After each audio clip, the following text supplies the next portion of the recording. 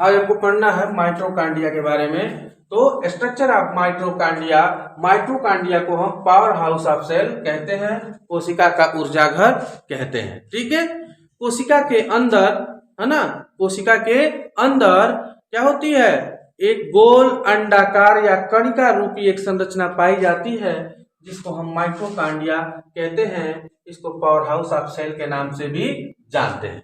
ठीक है, माइटोकॉन्ड्रिया जो होता है, सबसे पहले इसका खोज किया था कालीकर ने। किसने किया था?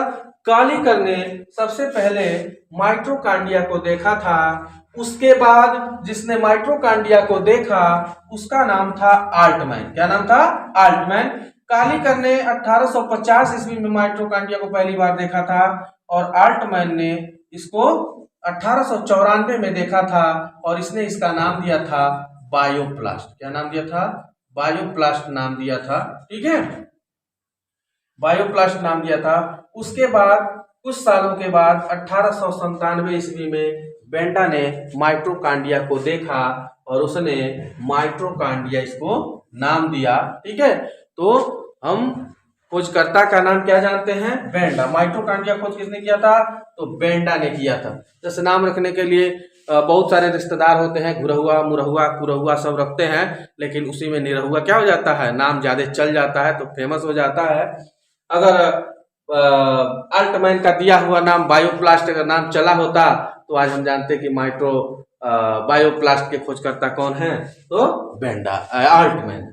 ठीक है, तो माइटोकॉन्ड्रिया नाम चल गया, इसलिए बेंडा क्या हो गए? फेमस हो गए। ठीक है, इसकी साइज क्या होती है? इसकी साइज होती है, इसका लंबाई होता है 40 माइक्रोन। कितना होता है?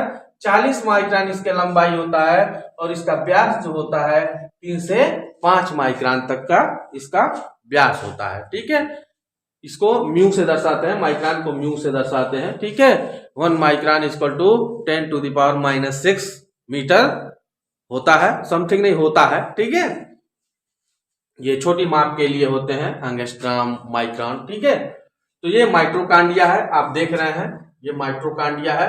माइटोकॉन्ड्रिया जो होती है यह क्या होती है? दोहरी परत वाली संरचना होती है। कैसी होती है? दोहरी परत वाली संरचना होती है। जैसे आप देख सकते हैं, ये आपका बाहरी परत है और ये क्या है?